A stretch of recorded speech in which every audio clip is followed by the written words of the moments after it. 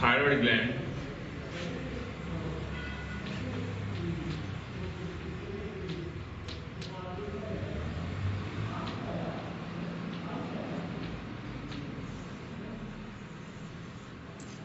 So as we know, the thyroid gland lies in the anterior triangle in front of the trachea.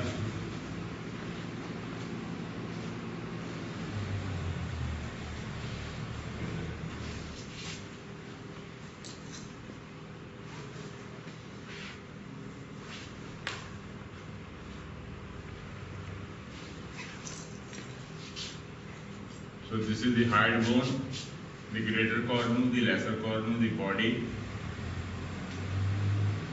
and below here lies the thyroid cartilage with the upper border, superior cornu and the inferior cornu, and below this there is the articulation of the cricoid cartilage. Below the cricoid cartilage start our windpipe, that is called the trachea, with C-shaped cartilaginous rings with number 1, 2, 3 and so.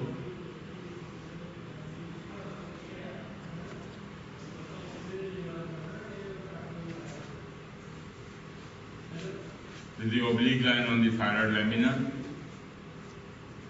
and this is the thyroid membrane between the hyoid bone and the thyroid cartilage.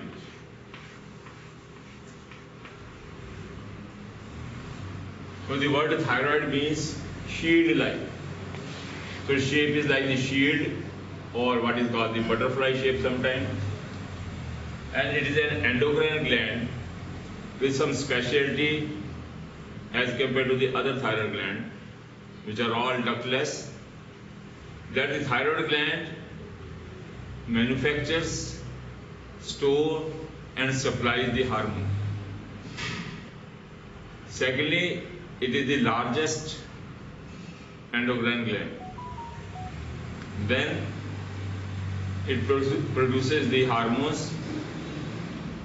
For its formation or production, it requires the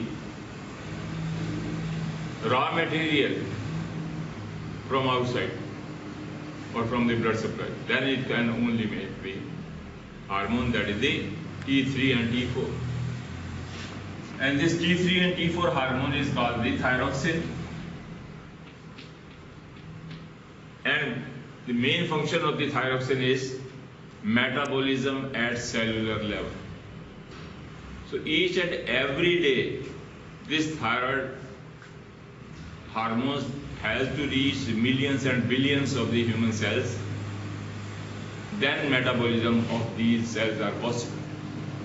So that is the essential part of the what is called the thyroid gland. Now we will discuss the thyroid gland under the headings of morphology,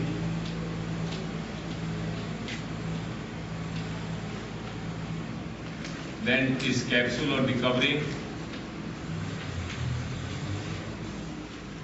then its blood supply,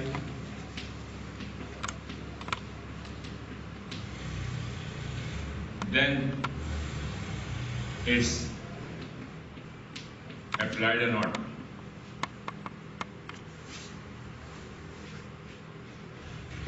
And the relations.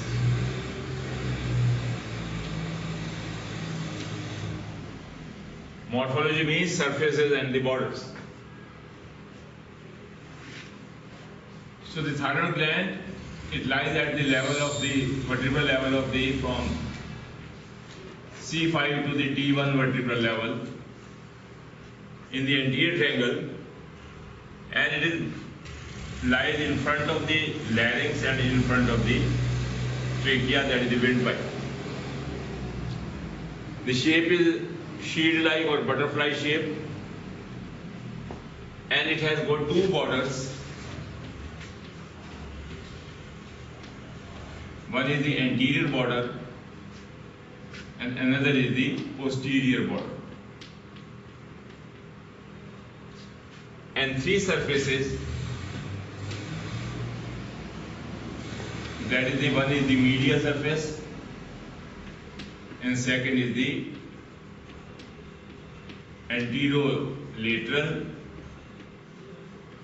and third is the posterolateral.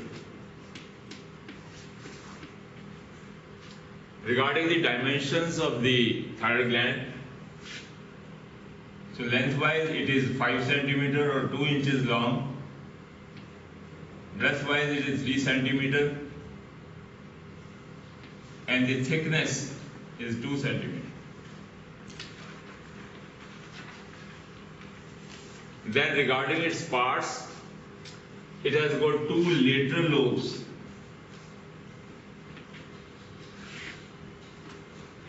and 1 median lobe.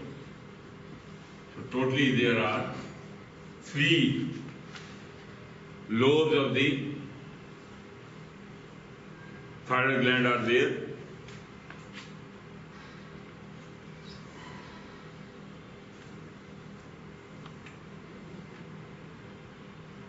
The 2 lateral lobes, they are conical in shape, or they are pyramidal shape, with the apex and the base. So apex is directed upward and laterally. The base is below.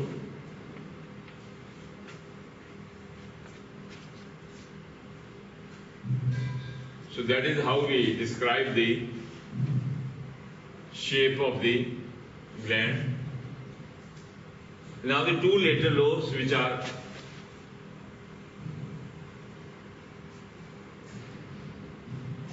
conical, upward is the apex and below is the base of the thyroid gland.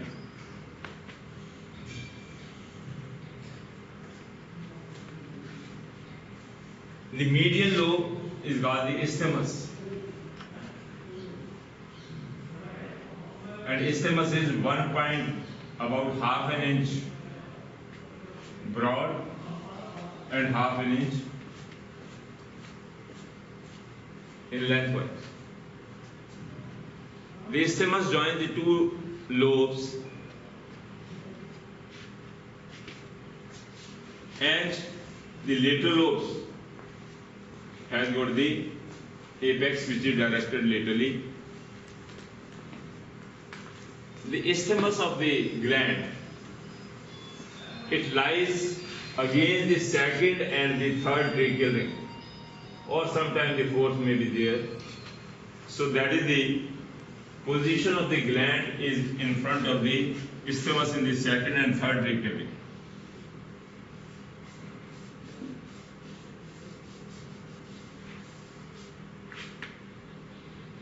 And the lateral lobes, they go up to the middle of the oblique line of the thyroid cartilage of the larynx.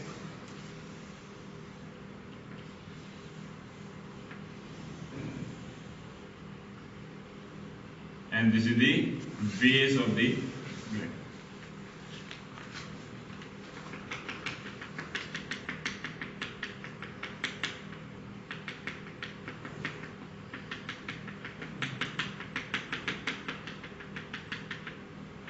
So it has got the anterior border, and the medial surface is facing the and touching the larynx and the trachea anteriorly. And as we know, the esophagus lies just behind the trachea, so it also touches the esophagus and the pharynx. The medial surface touches them. The anterolateral surface,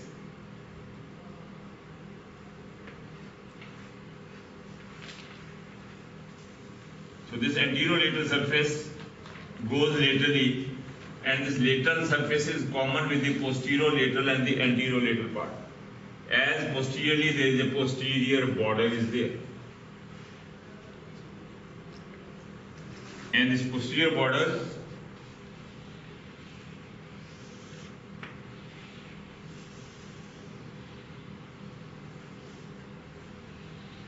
is separating the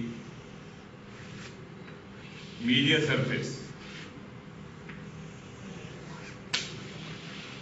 which is continuous with the isthmus. So this is the posterior view of the thyroid gland.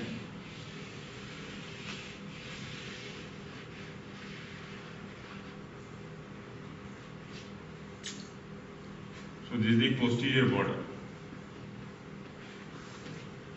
And from posterior border to the lateral, this is called the posterolateral surface. And from the anterior border, this is called the anterolateral surface. How we describe the posterolateral and the anterior surface? With the anterior border and the posterior border.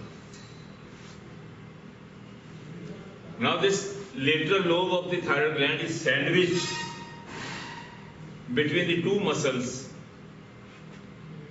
Medially, the flat muscle, that is the inferior constrictor muscle, as it takes origin from the oblique line of the thyroid gland. So this is the inferior constrictor and the thyropharyngeus part of the inferior constrictor muscle lying on the medial and the posterolateral surface. And from here, the cricopharyngeus part of the inferior constrictor, it also accompanies here. So medial is related to the inferior constrictor as well as the cricothyroid muscle also. From the cricothyroid muscle is also related to the medial surface of the gland.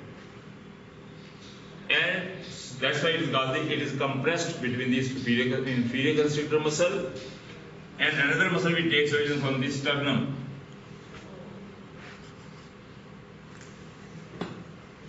And it overlaps the lateral lobe and is inserted over the oblique line of the thyroid cartilage. So this is the muscle that is called the sternothyroid muscle. Sternothyroid muscle, it covers the superficial or the anterolateral surface of the thyroid gland. So that's why it is called that it is sandwiched between the two muscles. While the sternohyoid muscle lies in the middle part.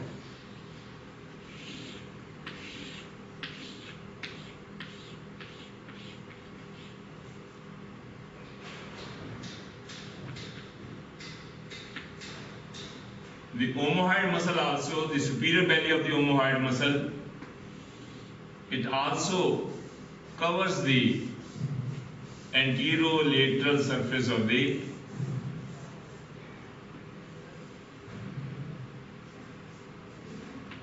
thyroid gland, the lateral lobes, superior belly of the omohyoid muscle.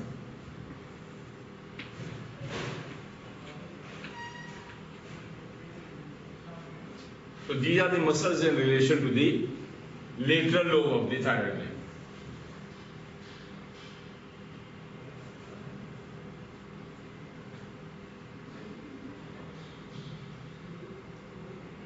Now comes the next part of the gland, that is the isthmus part.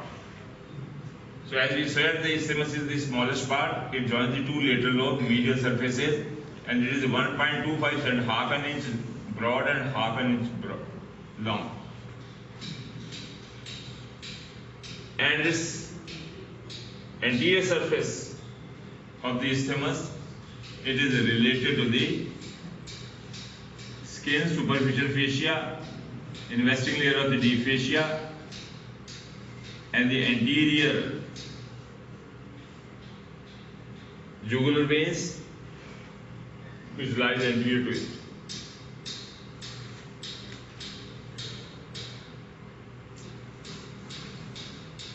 So that is called the isthmus part. Sometimes isthmus may be absent in some of the individuals. Only lateral lobes are present, isthmus may be absent. So these are mainly the two lateral lobes and one isthmus, the median lobe is there.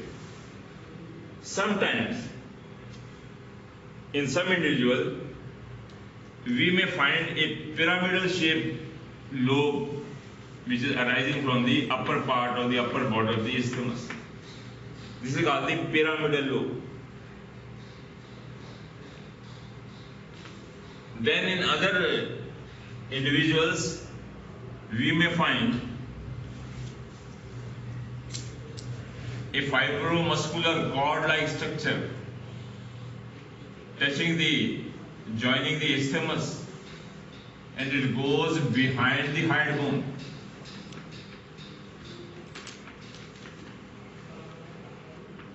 This is the remnant of the thyroglossal duct.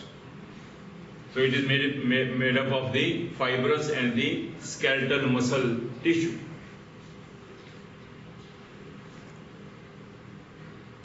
Sometimes the ectopic thyroid tissue may be formed retrosternally, or a line joining the hide bone and the isthmus. So anywhere here you may find small or large size of the ectopic thyroids also. So it is related to the development of the gland.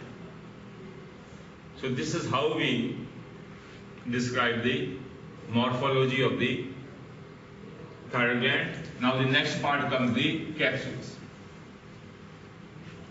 So like prostate gland, thyroid gland is also having two capsules. The inner one is called the true capsule and the outer one is called the false capsule. The inner one is called the true capsule because it develops with the gland. Whatever tissue follicle of the thyroid gland develops during embryological period, at the same time the fibrous adventitious stroma of the thyroid gland, it invests the gland, and this capsule strictly adheres to the surface of the gland. That's why it's called the true or the inner capsule. Now below this capsule lies the venous system of the gland. Plus there are also present inside the tissue on the posterior border of the thyroid gland the two parathyroid glands also. So parathyroid glands, they are related to the posterior border. Parathyroid gland.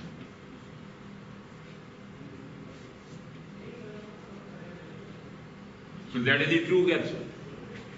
So venous plexus of the thyroid gland along with the parathyroid gland with their arterial supply, it also lies on the posterior border of the thyroid gland. Then the outer capsule. The outer capsule is called the false capsule. And this false capsule is derived from the pretracheal fascia. The same fascia which covers the trachea in front will also goes up into the anterior triangle, and it will cover the superficial surface of the gland. So it is derived from the pretracheal fascia. As we have seen that the pretracheal fascia is coming from below and it is covering the trachea along with its pretracheal and paratracheal lymph nodes.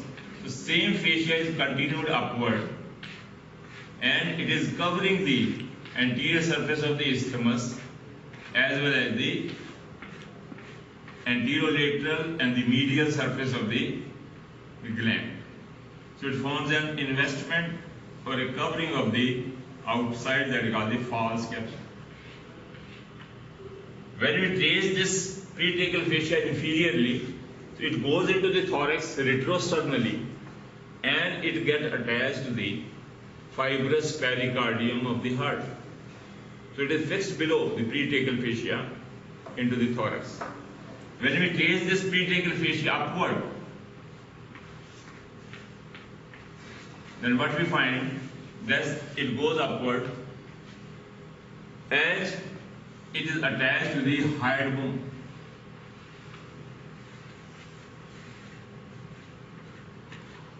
Plus the oblique line of the thyroid cartilage.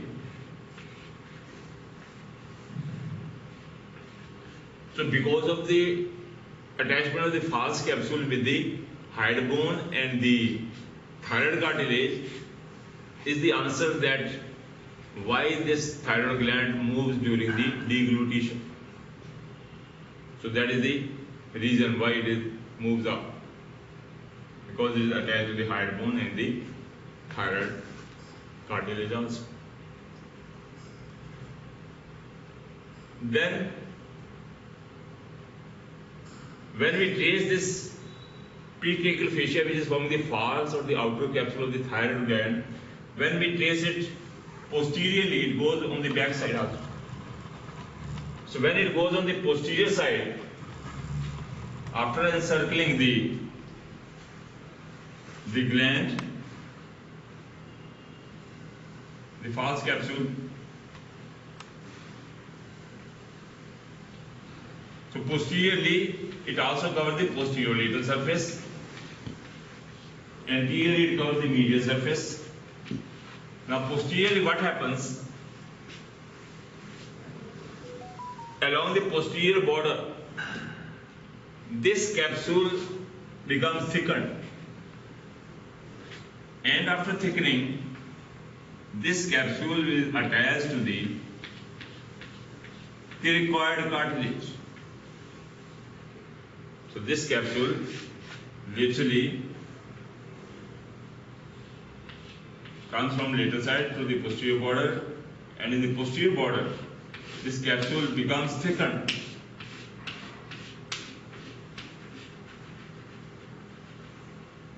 And this thickened part goes upward posteriorly after covering the posterior lateral, posterior border, and a little bit of the medial surface of the thyroid lateral lobes. Posteriorly,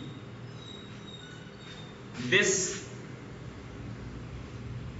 pretracheal fascia, which is false capsule, is attached to the ring-shaped cricoid cartilage. And this part is called the suspensory ligament of the Barry. So this is the suspensory ligament of Barry. Or we can say that the thyroid gland is hanging from the cricoid cartilage. So this is the posterior medial thickened part of the same pretracheal fascia, which is forming the suspensory ligament of the Barry. So this is how so this fixes the gland in its anatomical position in front of the trachea and in front of the larynx because of the attachment of the false capsule. So the function of the false capsule is the anatomical fixation of the gland. We can't move the gland up and down anywhere because it is fixed. So that is the function of and what we do the capsules of. Now these capsules of the thyroid gland, they are comparable with the prostate. Prostate is also having the false and the true capsule. But the problem there is that in between the capsules there lies the prostatic venous plexus, which is absent here, because here the venous plexus lies below the true capsule. So this is the true capsule. So the veins which is coming from the gland, they lie just deep to the true capsule. So they are inside the gland or below the true capsule. But in the case of the prostate gland,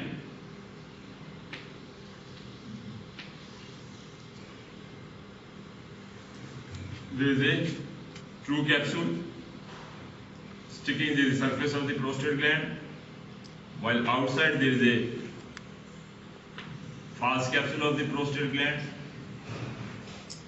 Here the venous plexus lies in between, the prostatic venous plexus lies here, which is intercommunicating with each other. So that is the venous plexus. But in the case of the thyroid gland,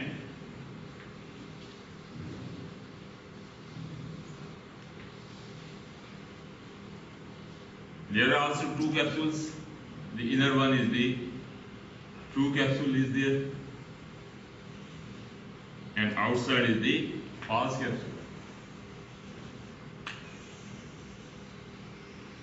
But here the venous plexus lies below and deep to the true capsule. So that is the difference.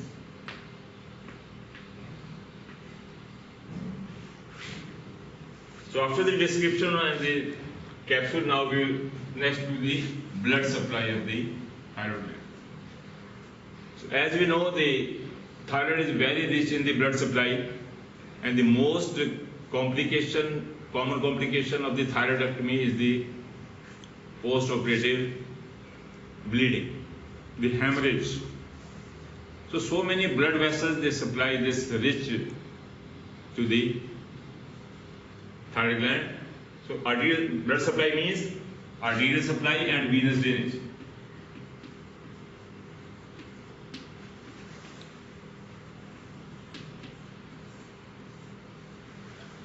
So two arteries mainly supply the thyroid gland.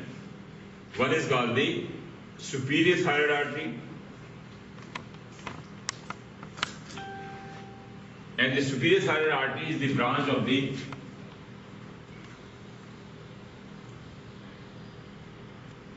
external carotid artery.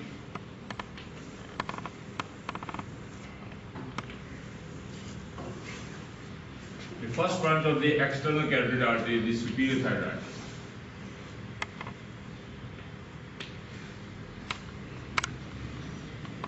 And one more artery supplies it, that is the branch of the subclavian artery, that is the inferior thyroid artery.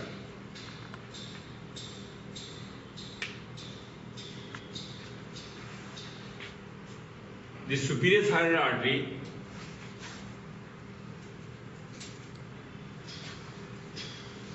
is accompanied by the branch of a vagus nerve,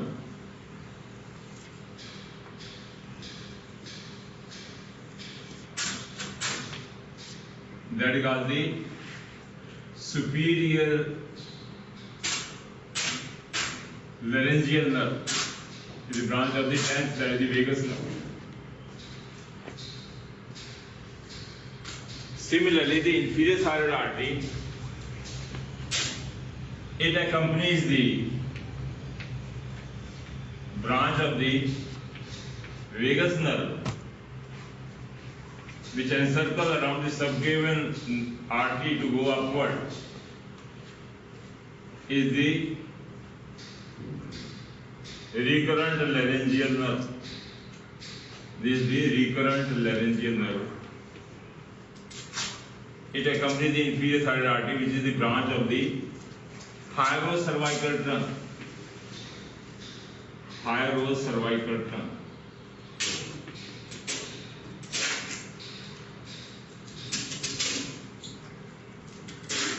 So this superior thyroid artery is the branch of the external carotid artery,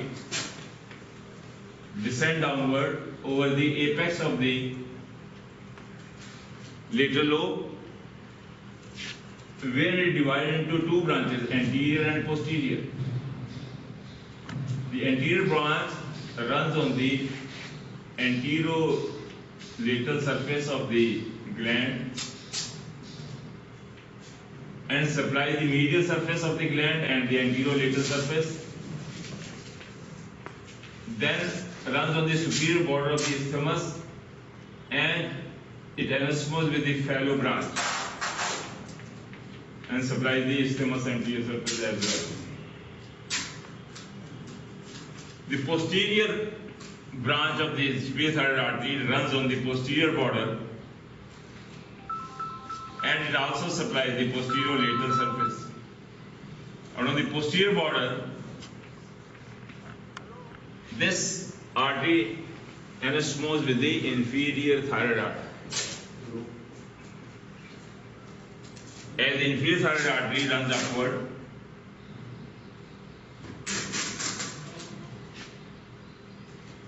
and supplies the base of the thyroid gland, lateral lobes,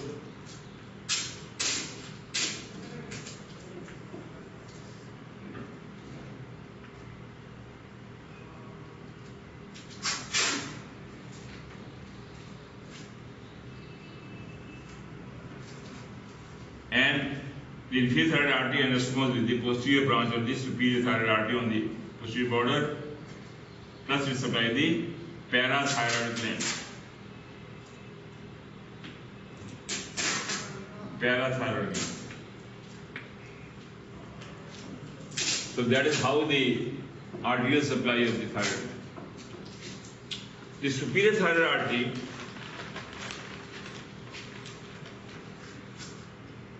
divided into two branches, that is the external and internal laryngeal nerve.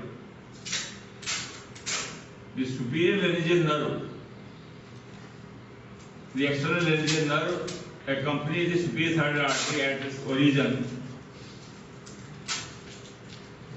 but as it approaches the apex, the nerve is drifted away because it has to supply the cricothyroid muscle of the leg.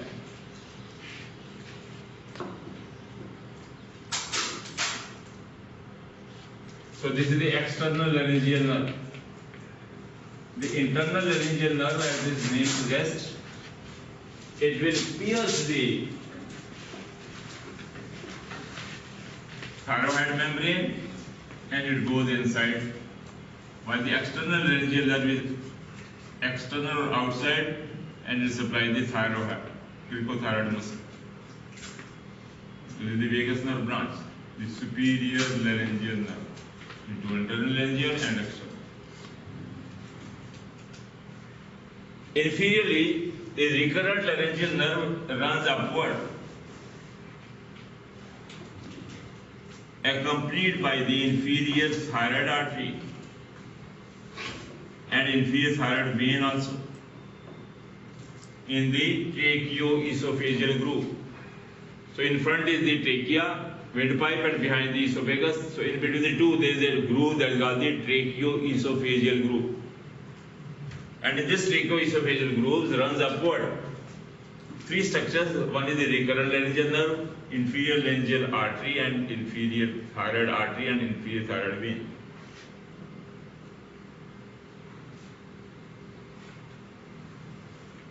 So the inferior thyroid artery will go behind the gland and it accompanies the posterior border and it will anastomose with the posterior branch of the superior thyroid artery.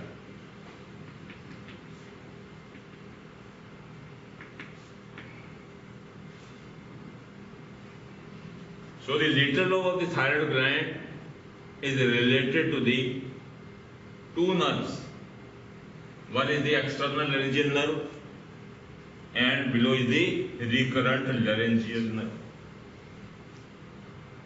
So this relationship with the artery is very, very important for a surgeon.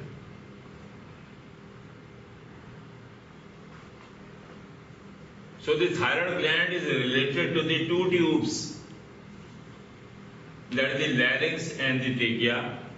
Number two, the pharynx and the esophagus. And two nerves, external laryngeal nerve and recurrent laryngeal nerve. And two muscles, the inferior constrictor and the sternothyroid muscle, in which the lateral lobes they are sandwiched. That you have to remember: two muscles, two nerves, two tubes of the lateral lobe in the relation. Sometimes a branch from the arc of the aorta directly comes and supplies the isthmus. This artery, usually the branch of the arc of the aorta, or it may come from the right brachiocephalic artery, or it may be the branch of the left common carotid artery, but most probably the branch come from the arc of the aorta directly and it goes and supplies the gland. So this is the additional blood supply, arterial supply. So this artery is called the thyroidea ema artery. Thyroidea ema artery. Beside these arteries, the thyroid gland may be supplied by the branches which is supplying the esophagus and the tracheal arteries. So esophageal arteries and the tracheal arteries, they also supply the thyroid gland, and these arteries, they are vulnerable because they cause the bleeding after the removal of the. So many arteries, they supply and circle the thyroid gland, and these arteries, they invade inside the thyroid gland and they surround the follicles of the thyroid gland, and they form a very good network around the follicles, which form the very, very fine capillary network to ensure the blood supply to the thyroid gland.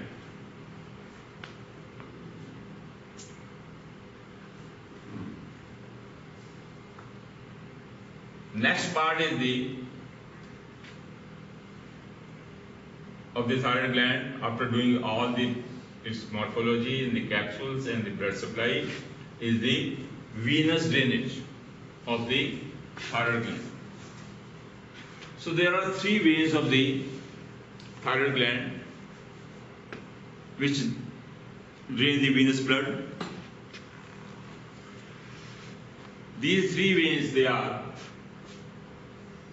superior thyroid veins,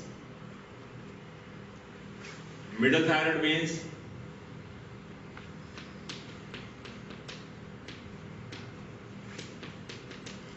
and the inferior thyroid veins.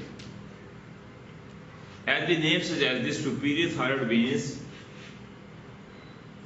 they drain out the apex and the lateral lobes of the thyroid gland.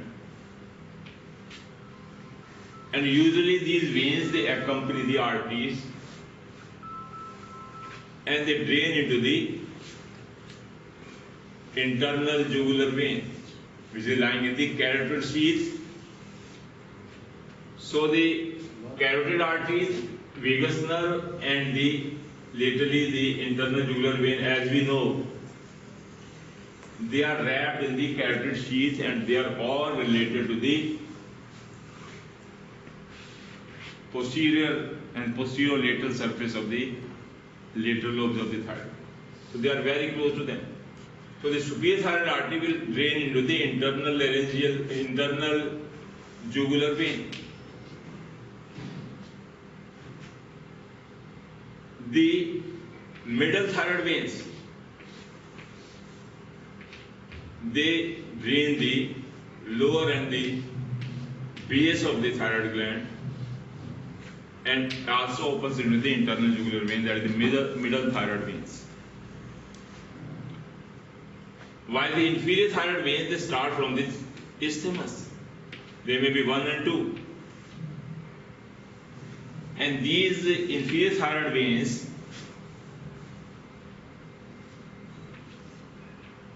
they open into the left brachiocephalic vein. They drain into the left brachiocephalic vein, As we know, the internal jugular vein, it meets with the subclavian vein to form the brachiocephalic vein, and the left brachiocephalic vein has to cross from left to right side to form the joining the superior vena cava on the right side. So as it crosses from left to right side, so inferior thyroid veins, they opens into the left brachiocephalic vein. Sometimes a fourth vein is present in some individual. This is called the fourth thyroid veins of the Kocher or Kocher's vein. So Kocher vein, when it is present, it comes from the base of the lateral lobes, and it also opens into the either into the brachiocephalic vein or into the internal jugular vein. So this is the fourth vein of the Kocher is there. And this is the main vein which is responsible for the bleeding during the thyroid surgery. So during surgery, the surgeon should search for this fourth vein and should be ligated very carefully to prevent the post-operative and during operation the bleeding problem or complication. So this is how the thyroid gland is having the venous drainage. As the hormone produced by the thyroid gland, they have to come out to be distributed to the body only when they come out with the venous drainage. Venous drainage is very, very important for the hormone to be distributed to each and every human cell. That is the main function of the T3 and T4. That is the metabolism at cellular level. That is the function of the thyroxine.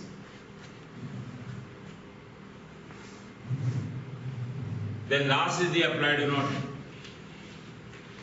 So applied anatomy related to the thyroid gland is known as the goiter.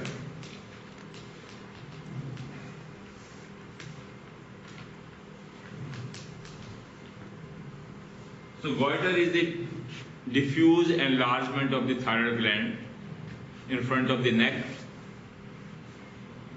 and it may be related with the hypo or the hypersecretion of the thyroid. It may be present in the hypothyroidism as well as in the hyperthyroidism. So patient comes with the enlarged butterfly shape or the shield-like swelling in front of the neck, which moves up during the deglutition.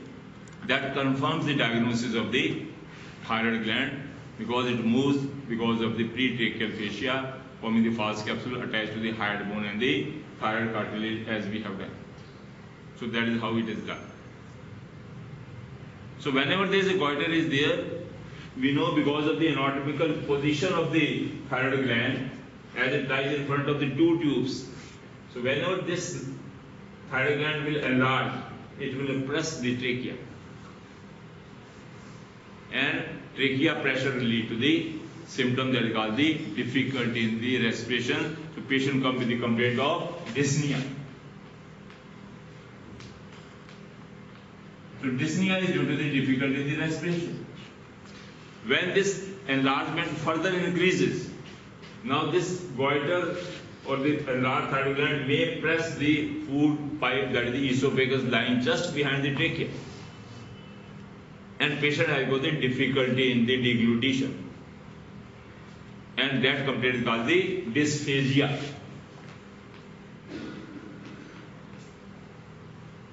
Dysphagia may be the problem, that is the difficulty in the swallowing of the food or the food intake becomes difficult. Plus, this thyroid gland is very common in the female. And it may press the recurrent laryngeal nerve which is lying in the tracheoesophageal groove. Pressure or the compressive neuropathy of the recurrent laryngeal nerve will lead to the hoarseness of the voice. That is the third complaint of the patient, hoarseness of the voice. Hoarseness of the voice. As we know, the females, they having very shrill voice. So when their voice becomes deep or hoarse-like, they immediately notice it and they immediately rush to the physician and the diagnosis can be made.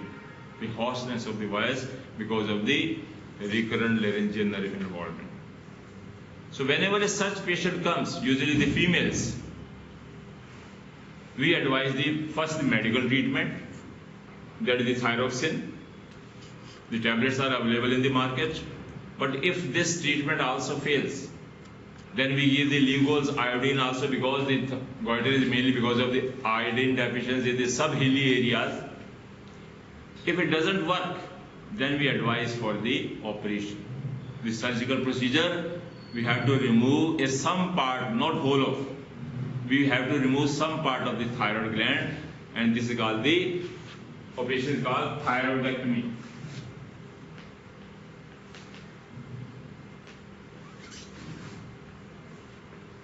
So thyroidectomy is done, so we have to remove the thyroid gland to nullify the complaint of the patient.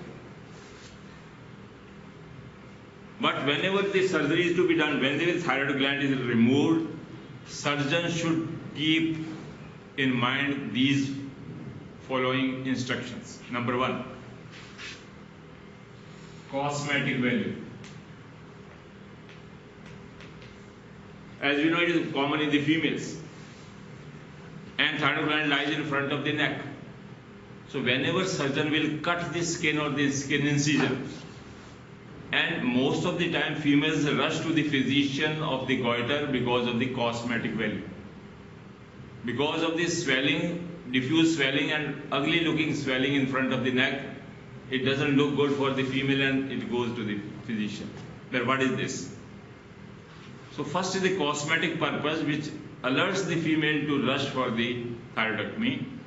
But surgeon should make the incisions, which is made transversely incision are made, so that there should be no any post-operative scar mark is there. So surgeon should follow the Langer's lines, which are already physiological lines are already there in the transverse horizontal lines in the anterior triangle. So they are called so surgeon should make the incision along the Langer's lines. That is to be done. Secondly, when after the skin incision we have exposed the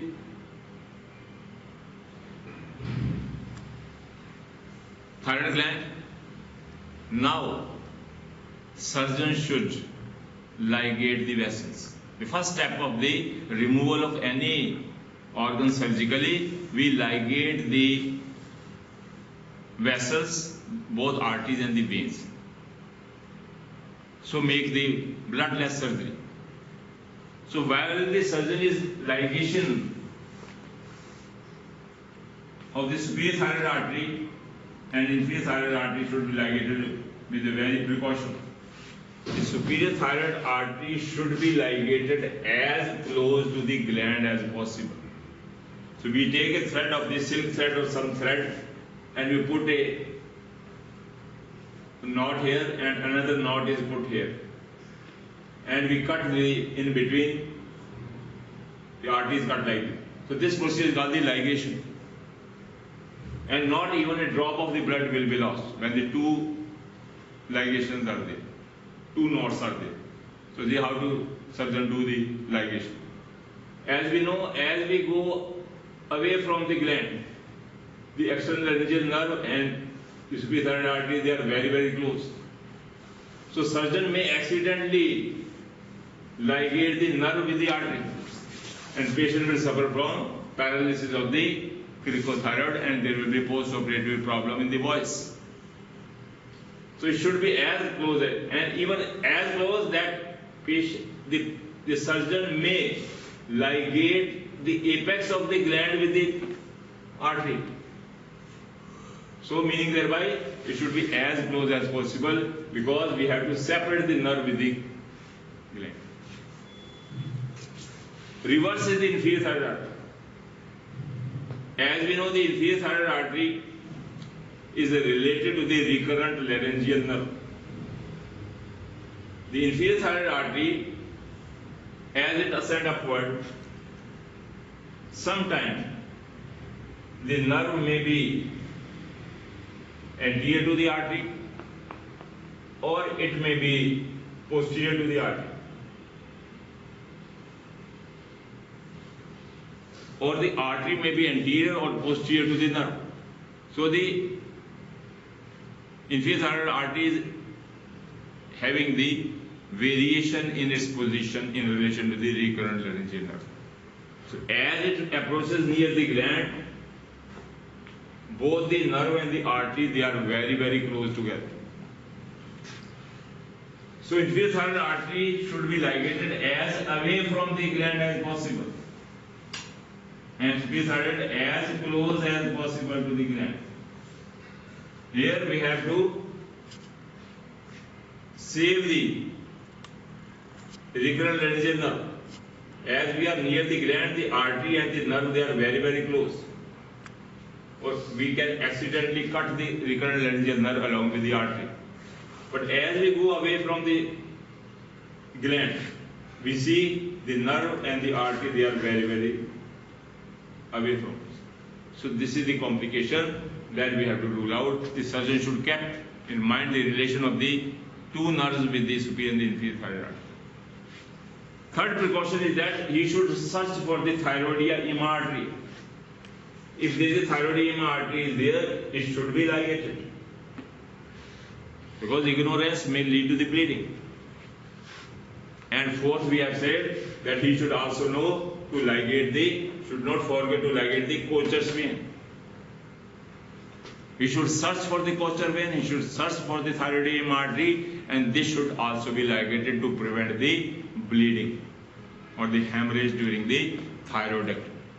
So these precautions the surgeon should keep in mind.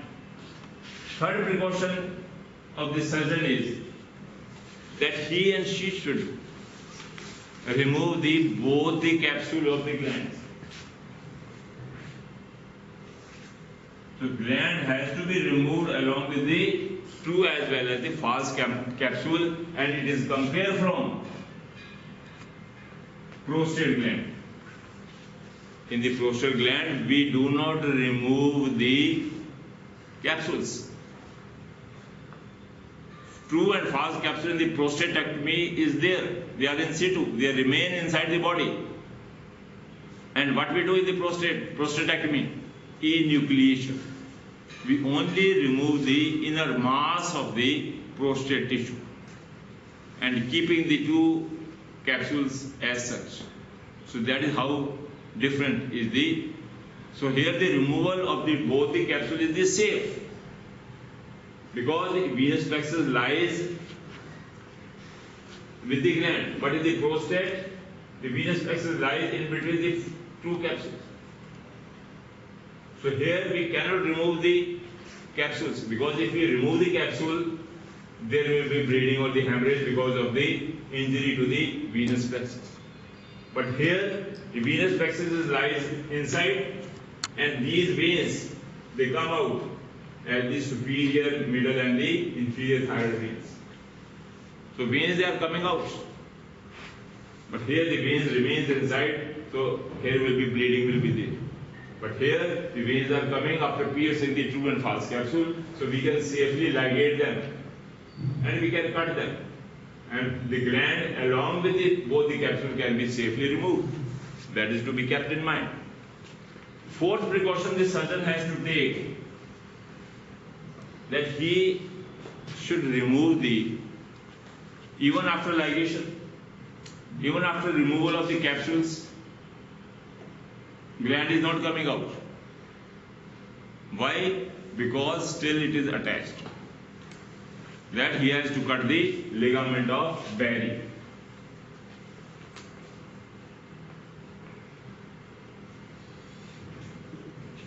So surgeon has to cut the ligament of the Barry, which is attached to the cricoid cartilage. Only then the gland will be out of the body, because we know it is suspensory ligament to the cricoid cartilage. So when we cut this suspensory ligament which is attached to the cricoid cartilage, only then we can remove the hydrogel. The last precaution surgeon has to take, the fifth one, is the subtotal thyroidectomy.